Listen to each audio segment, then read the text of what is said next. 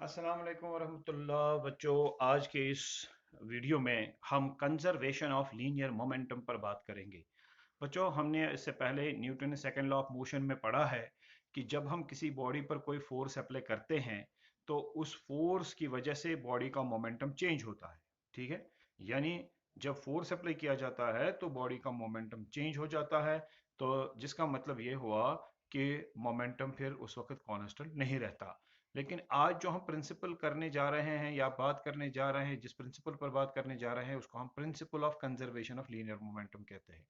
एक तरफ से हम Newton second law of motion के हवाले से ये कहते हैं कि बॉडी पर फोर्स अप्लाई हो गया तो उसमें मोमेंटम चेंज हो गया, और rate of change of momentum जो उस वक्त बॉडी में होगा वो फोर्स के बराबर होगा। तो मतलब ये हुआ कि सेकंड लॉ में हम ये कहते हैं कि बॉडी का मोमेंटम फोर्स की वजह से चेंज हो सकता है। लेकिन यहाँ जो हम करने जा रहे हैं कंजर्वेशन ऑफ लीनियर मोमेंटम, जिसका मतलब है कि लीनियर मोमेंटम कैसे कंजर्व या कांस्टेंट रहता है। तो अब कौन सी बात सही है, क्या मोमेंटम चेंज हो सकता है या मोमेंटम कांस्टेंट या कंजर्व्ड रहता है? ये दोनों बातें सही हैं, लेकिन दोनों बातों के लिए कंडीशंस है। यानी मोमेंटम कब चेंज होगा, ठीक है ना, वो उसके लिए अलग कंडीशन है, यानी फोर्स उसके लिए होना चाहिए बॉडी पर। और कब मोमेंटम लीनियर मोमेंटम चेंज नहीं होगा, उसके लिए अलग कंडीशन है। और वो कंडीशंस और किन सूरतों में बॉडी का या सिस्टम का मोमेंटम कंजर्व्ड रहता है, कांस्टेंट रहता है, वो हम यहाँ पर स्टडी करेंगे। कुछ थोड़ा सा मैथमेटिक्स भी इसके साथ होगा और कुछ एग्जांपल्स भी जो डे टू डे लाइफ में हमें ये सिखाती हैं कि किस तरह से मोमेंटम कांस्टेंट रहता है। अब सवाल ये पैदा होता है कि जब हम कंजर्वेशन ऑफ लीनियर मोमेंटम के बारे में बोलते हैं या बात करते हैं तो पहले हमें एक सिस्टम के बारे में, यानी पहले हमें समझना, हम टर्म सिस्टम या आइसोलेटेड सिस्टम, इन चीज़ों को, इन टर्म्स को यूज करते हैं। आइए पहले समझते हैं कि मैकेनिक्स में या फिजिक्स में हम सिस्टम किसको कहते हैं। आप जानते होंगे, आपने ये पढ़ा भी है केमिस्ट्री में, जब आप सिस्टम कहते हैं तो, या जब आप आइसोलेटेड सिस्टम कहते हैं तो वहां पर कुछ और मतलब होता है। यहां पर सिस्टम या आइसोलेटेड सिस्टम जो है इसका मतलब कुछ और ही होता है। आप जरा देख लेते हैं कि सिस्टम का मतलब क्या है फिजिक्स में। देखिए, जब बहुत सारे पार्टिकल्स या बहुत सारी बॉडीज या बहुत सारे ऑब्जेक्ट्स कहीं पर होंगे और वो अपने एक दूसरे के साथ इंटरेक्ट करे, यानी उनके दरमियान फोर्सेस हो, और वो खाली इंटरनल फोर्सेस माने जाए, कोई बाहर का फोर्स नहीं हो, लेकिन अंदर से उनके दरमियान कुछ फोर्सेस हो जिनकी वजह से वो इंटरेक्ट कर सकते हैं, तो उस वक्त वो कलेक्शन ऑफ पार्टिकल सिस्टम कहला सकता है। मिसाल के तौर पर आप देख लीजिए, अभी ये सन है फॉर एग्जाम्पल। अब आपके सन के इर्द गिर्द क्या है? इसके इर्द गिर्द बहुत सारे प्लैनेट्स हैं जो प्लैनेट्स रिवॉल्व करते हैं अपने ऑर्बिट्स में अराउंड द सन, ठीक है कि नहीं? तो या सैटेलाइट्स हैं जो प्लैनेट्स के इर्द गिर्द रिवॉल्व करते हैं, वहां पर एस्ट्रॉइड्स भी है, यानी बहुत सारी चीजें हैं। और हम जब देखते हैं तो जो फोर्सेस होते हैं वो कौन कौन से फोर्सेस होते हैं, यानी एक प्लैनेट है, इसको सन के साथ एक ग्रेविटेशनल फोर्स ऑफ अट्रैक्शन होगा, और सन का भी इसके साथ एक ग्रेविटेशनल फोर्स ऑफ अट्रैक्शन होगा। यानी जो फोर्सेस होंगे वो सन एंड प्लैनेट, प्लैनेट एंड सन, दूसरा प्लैनेट सन, सन एंड दूसरा प्लैनेट, इनके दरमियान ही ये फोर्सेस होंगे। जब ये पूरा सोलर सिस्टम देखा जाता है तो हम मान सकते हैं कि it's a collection of particles. ये एक पार्टिकल है, दूसरा है, तीसरा है, चौथा है, इसी तरह से। तो इसमें बहुत सारे पार्टिकल्स हैं, जिसमें सैटेलाइट्स भी हैं, जिसमें प्लैनेट्स भी हैं, जिसमें एस्ट्रॉइड्स भी है, जिसमें खुद सन भी है। ये एक कलेक्शन है पार्टिकल्स की, और जो पार्टिकल्स एक दूसरे के साथ अट्रैक्ट करते हैं या इंटरेक्ट करते हैं, जिनके दरमियान कुछ फोर्सेस ऑफ इंटरेक्शन है। यानी ये दरमियानी फोर्सेस हैं, इन बिटवीन दीज पार्टिकल्स हैं ये फोर्सेस खाली, यानी बाहर से कहीं से कोई फोर्स नहीं है मान लीजिए। तो अभी ये एक दूसरे के साथ ही सिर्फ इंटरेक्ट करते हैं। So this collection of particles which interact with each other is called a system. जब कोई कलेक्शन ऑफ पार्टिकल्स आपके पास हो और वो पार्टिकल्स एक दूसरे के साथ इंटरेक्शन में हो, इंटरेक्ट करते हो, तो हम उस कलेक्शन ऑफ पार्टिकल्स को सिस्टम कहते हैं। यही वजह है कि हम इसको सोलर सिस्टम कहते हैं। आई बात समझ में? तो ये जो नाम हमने सोलर सिस्टम दे दिया है, solar because of the sun being the main member, because sun is the main member of this family, and system ये इसलिए है because there are so many particles और बॉडीज और objects, I would say so many particles over there, like sun, planet, satellites and asteroids which interact with each other, जो एक दूसरे के साथ interact करते हैं, and once there is a collection of particles and once these particles interact with each other, we will call such a collection of particles as a system. That is why we call this as solar system. इसीलिए हम इसको solar system कहते हैं। बहरहाल तो ये system होता है। अब फिर दूसरी बात आती है isolated system. Now you should not confuse this term isolated system with the term with the similar term isolated system in chemistry। जो केमिस्ट्री में आइसोलेटेड सिस्टम का मतलब होता है वो फिजिक्स में मैकेनिक्स में आइसोलेटेड सिस्टम का मतलब नहीं होता है। मिसाल के तौर पर केमिस्ट्री में आप कहते हैं आइसोलेटेड सिस्टम वो सिस्टम है जिसकी बाउंड्रीज को कोई एनर्जी क्रॉस ना करे, यानी ना ही सराउंडिंग से कोई एनर्जी, कोई हीट या कोई एनर्जी सिस्टम में आ जाए और ना ही सिस्टम से कोई एनर्जी बाहर चली जाए। तो जब ऐसा कोई थर्मोडायनेमिक सिस्टम आपके पास होता है तो आप उसको आइसोलेटेड सिस्टम कहते हैं। आप जैसा ऐसा कोई सिस्टम होगा तो आपने ये केमिस्ट्री में भी पढ़ा है। लेकिन फिजिक्स में आइसोलेटेड सिस्टम किस सिस्टम को कहा जाता है? ऐसे सिस्टम को जिसकी बाउंड्रीज को कोई फोर्स क्रॉस ना करे, यानी कोई बाहरी फोर्स इस सिस्टम के किसी भी पार्टिकल पर, किसी भी कॉन्स्टिट्यूएंट पर ना हो। मतलब ये हुआ कि अगर आपके पास सोलर सिस्टम है तो सोलर सिस्टम में जो पार्टिकल्स हैं वो एक दूसरे के साथ इंटरेक्ट करेंगे, लेकिन बाहर से कोई फोर्स नहीं आएगा जो किसी प्लेनेट पर होगा, बाहर से कोई फोर्स नहीं आएगा जो सन पर होगा, बाहर से कोई फोर्स नहीं आएगा जो वहां पर सैटेलाइट पर होगा। आई बात समझ में? तो अगर ऐसा नहीं है कि कोई बाहरी फोर्स नहीं है, बाहर के फोर्सेस एब्सेंट है, पार्टिकल सिर्फ इंटरनल फोर्सेस की वजह से ही इंटरेक्ट करते हैं, तो हम कह सकते हैं कि इस सिस्टम पर कोई एक्सटर्नल फोर्स नहीं है या इसकी बाउंड्रीज को कोई एक्सटर्नल फोर्स क्रॉस नहीं कर रहा है, तो हम कहेंगे कि the system is an isolated system in physics. आई बात समझ में?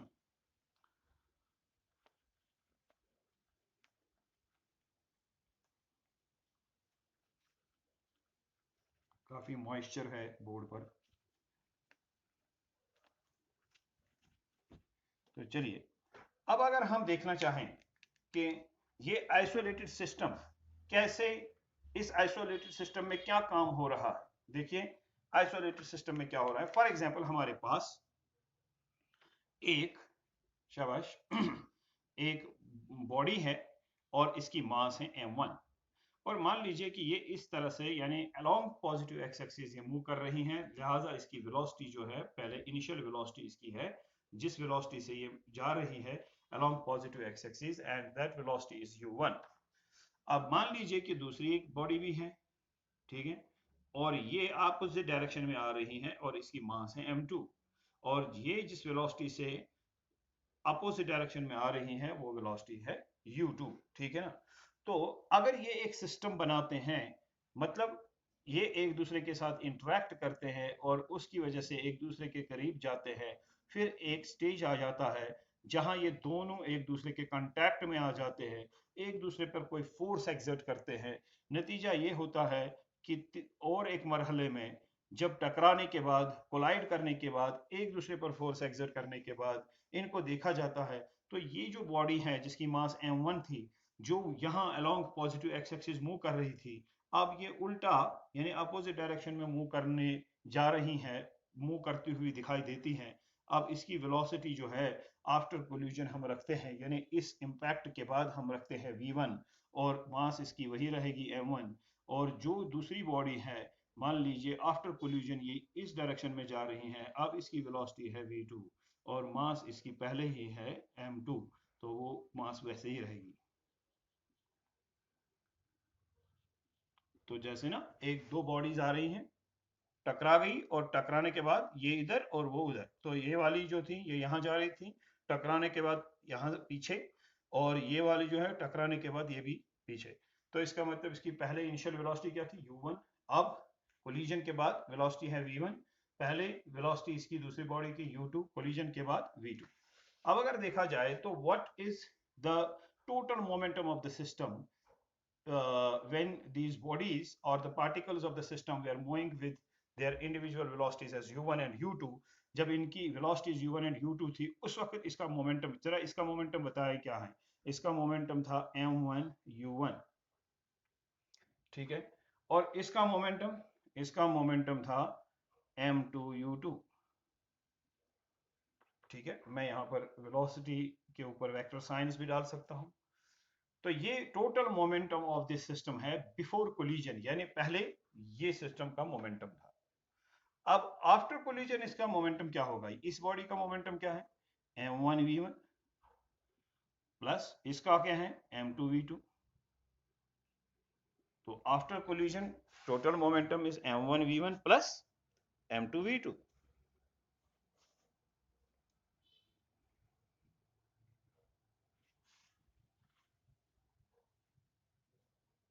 ये बोर्ड में पूरा दिखाई नहीं दे रहा है वीडियो में, तो हम यहाँ से शुरू करना लिखना शुरू करेंगे। m1u1 plus m2u2 is equal to m1v1 plus m2v2। ये जो हमने देखा, हमने इक्वलिटी साइन जो लगाया, इससे क्या पता चला? इसका मतलब ये हुआ कि बिफोर कोलिजन जो मोमेंटम था m1u1 plus m2u2, that is the collision that is the linear momentum after collision, that is m1v1 plus m2v2। Before and after collision momentum same रहता है, लेकिन ये कब सेम रहता है? कि जब कोई एक्सटर्नल फोर्स बॉडीज पर अप्लाई ना करे। अब जरा देख लीजिए, इस मोमेंटम को मैं P1 के नाम से यहां पर लिखता हूं, सो दैट मीन्स P1, और इसका जो मोमेंटम था पहले वो मैं लिखता हूं P2। अब इसका जो मोमेंटम है वो मैं लिखता हूं P1 dash after collision, first body का momentum. After collision second body का कोलिजन, शाबाश, P2 डैश। ठीक है, तो हमने क्या लिखा? हमने लिखा टोटल लीनियर मोमेंटम, यानी momentum of first body, momentum of second body, the sum of momentum of the two bodies is equal to, शाबाश, momentum of the first body after collision, momentum of second body after collision। अब जरा देख लीजिए, जब हम इस तरह से लिख रहे हैं तो ये क्या है? ये है टोटल मोमेंटम बिफोर कोलिजन। चलिए मैं इसका नाम रखता हूं P। और ये क्या है? ये है total linear momentum after collision. ठीक है ना? तो मैं इसका नाम क्या रखता हूं? अगर मैं वेक्टर साइंस अभी हटा भी दूं, क्योंकि बाद में हम वो बता सकते हैं उस पर कि क्या सिर्फ डायरेक्शन का फर्क आ जाएगा, तो हम यहां पर लिख सकते हैं, शाबाश, P, ठीक है, is equal to what? Is equal to P dash, सिर्फ मैग्नीट्यूड, यानी total momentum before collision is equal to total momentum after collision. इसका क्या मतलब हुआ? इसका मतलब ये हुआ कि अगर मोमेंटम देखा जाए कोलिजन से पहले और कोलिजन के बाद, तो वो कांस्टेंट रहा है, तो मैं यहां पर लिखूंगा therefore total momentum is equal to constant। ठीक है ना? Total momentum is equal to what? Constant. तो अगर मैं total momentum is equal to constant लिख रहा हूं, ठीक है ना, तो जरा देख लीजिए, हम इस तरह से करेंगे।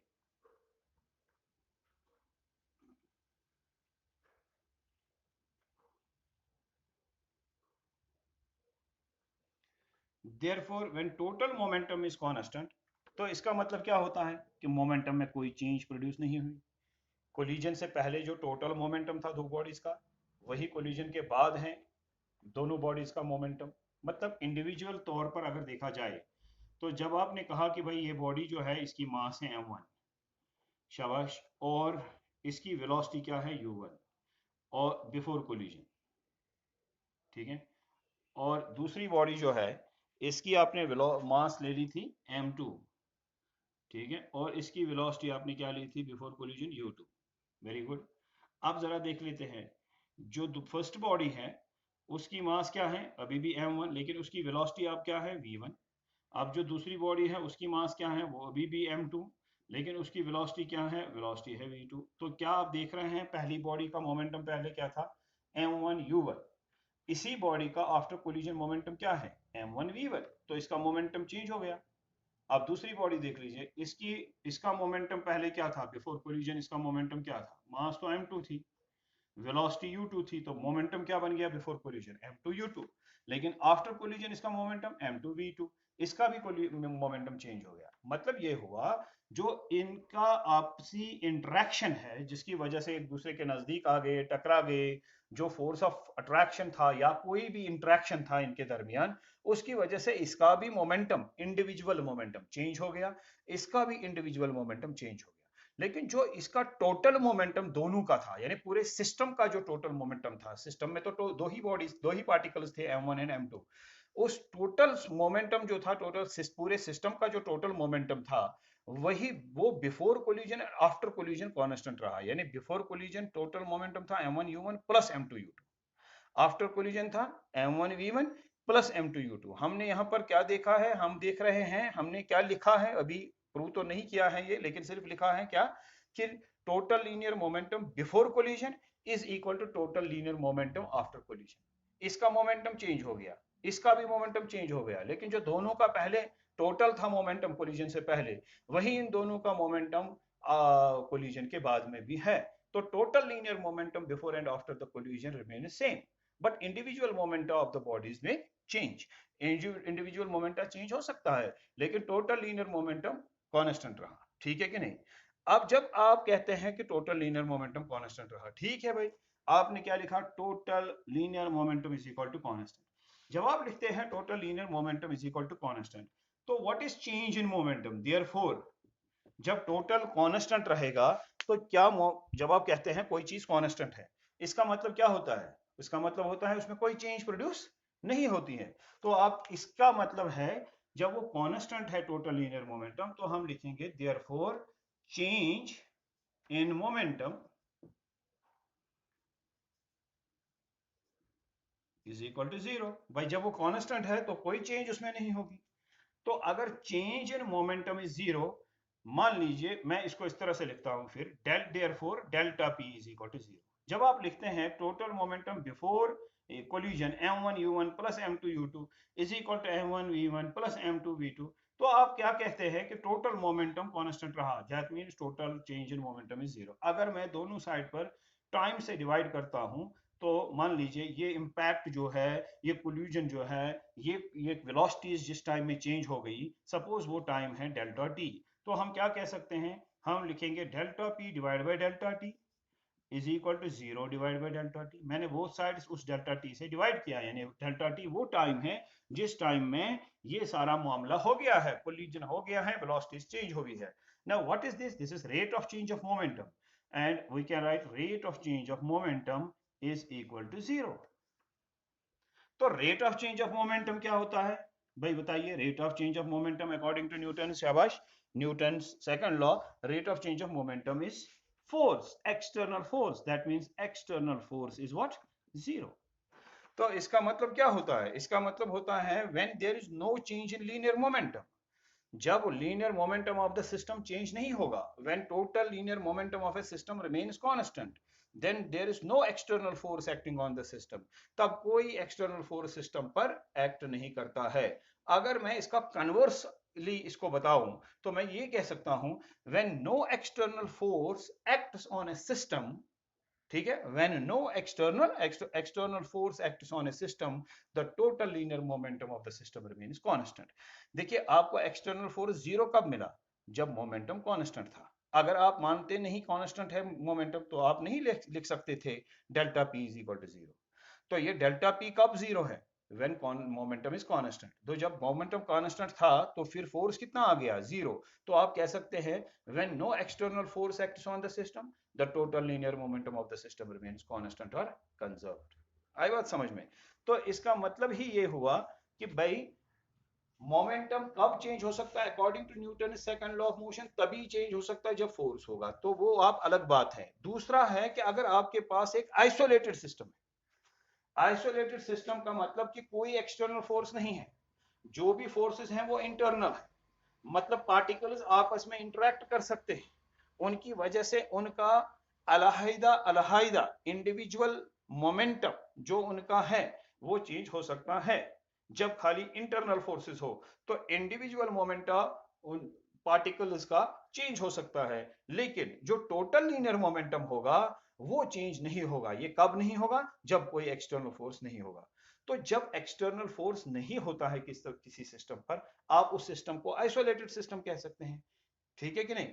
आप उस सिस्टम को आइसोलेटेड सिस्टम कहते हैं। लिहाजा हम इस स्टेटमेंट को इस तरह से भी कह सकते हैं कि इन एन आइसोलेटेड सिस्टम, जब एक आइसोलेटेड सिस्टम में the total linear momentum remains constant और कंजर्व्ड।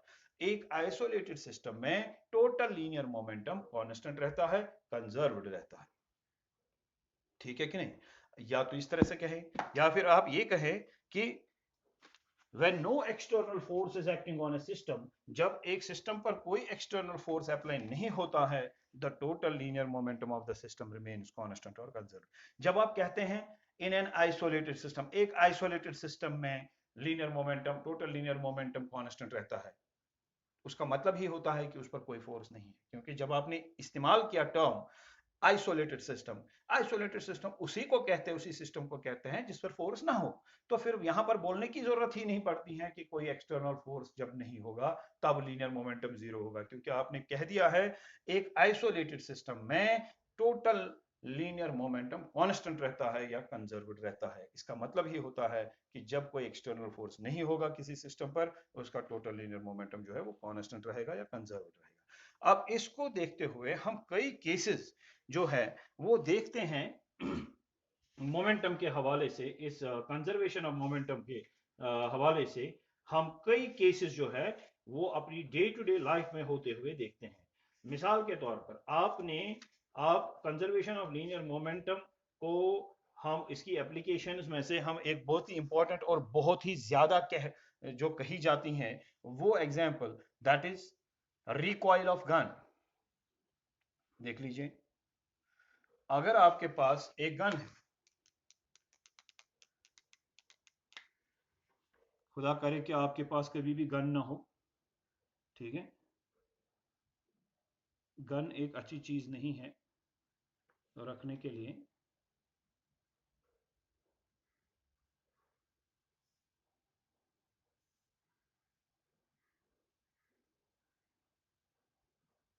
ठीक है, तो जब आप इस गन से एक बुलेट फायर करते हैं, ये, ठीक है, तो जैसे ट्रिगर दबा, बुलेट फायर हो गया। तो बुलेट जब फायर हो गया, बुलेट कहाँ गया?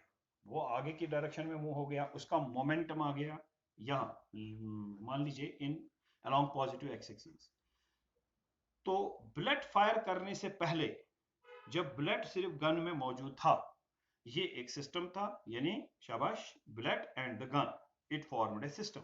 अगर आप देखें कि इसका टोटल लीनियर मोमेंटम क्या था बिफोर कोलिजन, देखिए पहले निकालते हैं, देखते हैं momentum of gun, that is mass of the gun. मैं लिखूंगा mg, what is mg, mass of gun, into velocity of gun, velocity of gun, vg, ठीक है भाई, प्लस मास ऑफ बुलेट, मैं लिखूंगा mb, into velocity of bullet, मैं लिखूंगा vb। ये हैं टोटल लीनियर मोमेंटम, शाबाश, हाँ, बिफोर फायरिंग द गन। जब आपने गन फायर नहीं किया, उससे पहले मोमेंटम जो था वो ये था, और ये सारा किसके बराबर था? जीरो। आपने गन ही नहीं फायर किया था, तो हर एक चीज जो थी रेस्ट में थी। तो इसमें अगर दो, इस सिस्टम में अगर दो पार्टिकल्स माने जाए, यानी दो ऑब्जेक्ट्स माने जाए, एक गन और एक बुलेट, तो दोनों ही चीजें जो थी उनका टोटल लीनियर मोमेंटम जीरो होना चाहिए, बिकॉज बिकॉज ये सिस्टम रेस्ट में है। ठीक है कि नहीं? जब आपने गन फायर किया, ठीक है, आपने जब गन फायर किया, तो गन फायर करने के बाद बुलेट में वेलोसिटी आ गई कुछ, ठीक है, और गन में भी वेलोसिटी आएगी पीछे की तरफ। जैसे बुलेट फायर हो जाएगा, शाबाश, बुलेट आगे की तरफ निकलेगा, और रिकॉइल ऑफ गन में मैं आपको पढ़ा चुका हूं, शाबाश, वहां पर क्या होता है, थर्ड लॉ में मैं पढ़ा चुका हूं। तो वहां पर जैसे ही आप फायर करते हैं, बुलेट आगे जाता है, तो ये एक जर्क जो है वो फील होता है आपको इन द गन, इसीलिए बैरल ऑफ द गन जो है वो, उसको आप अपने कांधे से रखते हैं जब फायर किया जाता है। तो ठीक है कि नहीं? तो बहरहाल, तो पहले क्या था टोटल मोमेंटम? वो टोटल मोमेंटम पहले था जीरो। अब बिफोर एंड आफ्टर कोलिजन, अगर मैं इस तरह से लिखूं कि भाई इसका जो after collision, sorry, after firing the gun, जब हमने फायर किया उसके बाद का मोमेंटम अगर मैं लिखूं, तो देखिए mass of the gun mg, वो वही है, अब वेलोसिटी ऑफ द गन जो है मान लीजिए चेंज हो गया, मैं यहाँ पर वी डैश लिखूंगा, वी जी डैश प्लस शाबाश मास ऑफ द बुलेट वही है, यहाँ velocity of the bullet change हो गई, मैं आपको लिखूंगा यहाँ पर सपोज वी बी डैश, क्योंकि जब गन फायर नहीं किया गया था तो बुलेट रेस्ट में थी, अब फायर हो गया तो बुलेट आगे गई, तो इसकी वेलोसिटी वही नहीं रहेगी जो पहले थी, वो चेंज हो गई। पहले क्या थी, मान लीजिए वी बी, वो तो जीरो ही थी लेकिन हमने यहाँ पर उसको सिंबल दे दिया वी बी। अब फायर होने के बाद वो जीरो वेलोसिटी नहीं है तो हमने इसको सिंबल दे दिया वी बी डैश, ठीक है ना। गन भी रेस्ट में था, उसकी वेलोसिटी भी पहले जीरो थी लेकिन हमने सिंबल दे दिया वी जी, ठीक है कि नहीं। और फायर करने के बाद गन थोड़ा सा पीछे आता है तो वेलोसिटी अब जीरो नहीं रहती है तो हमने सिंबल दे दिया वी जी डैश। अब according to law of conservation of linear momentum, ये जो total momentum of the system before and after firing the gun, ये दोनों बराबर होने चाहिए। तो हम लिख सकते हैं, ये क्या है, ये यहां पर इस तरह से लिखेंगे, टोटल मोमेंटम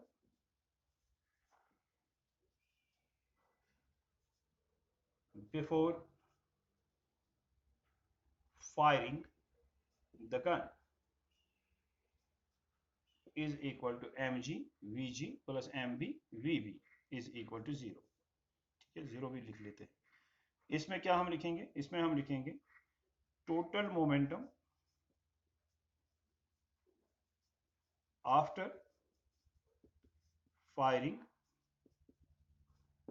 द गन, वो किसके बराबर है, वो है ये जो मैंने यहाँ पर लिखा, शाबाश, is equal to M G V G dash plus M B V B dash, ये after firing the gun. Now, before firing the gun, total momentum is this, which is zero. After firing the gun, the total momentum is this. And this also must be zero. या हम इस तरह से कहेंगे कि total linear momentum before and after making the fire must be same according to the principle of conservation of linear momentum. Principal of conservation of linear momentum ये कह रहा है कि बुलेट पर कोई एक्सटर्नल फोर्स नहीं है, गन पर कोई एक्सटर्नल फोर्स नहीं है, जब ये एक ही सिस्टम है, आपने फायर किया, गन पाउडर जला और वहां से शाबाश एक फायर जो है, बुलेट जो है वो बाहर निकल गया। जब वो बाहर निकल गया तो इसका मतलब कोई एक्सटर्नल फोर्स नहीं है जिसने बुलेट को फायर करवाया, तो यहाँ पर total linear momentum before and after making the fire must be same. तो हम क्या लिखेंगे, हम ये लिखेंगे इस तरह से, चले मैं यहाँ पर ये रब करके लिखता हूं, therefore according to the principle of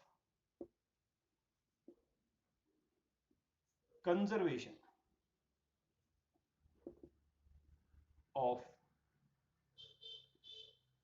linear momentum, according to conservation of linear momentum, mg vg plus mb vb must be equal to mg vg dash plus mb vb dash, ठीक है भाई। हाँ, now this is what, this is zero, तो क्या मिलेगा आपको, mg vg dash plus mb vb dash is equal to zero, क्योंकि इसके बदले जीरो लिखेंगे तो सिर्फ राइट हैंड साइड रहेगा, right hand side is equal to zero.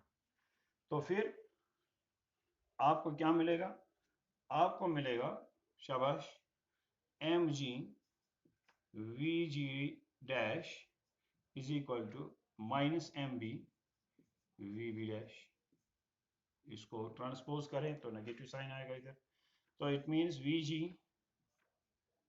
Dash is equal to minus M B V B dash divide by M ji.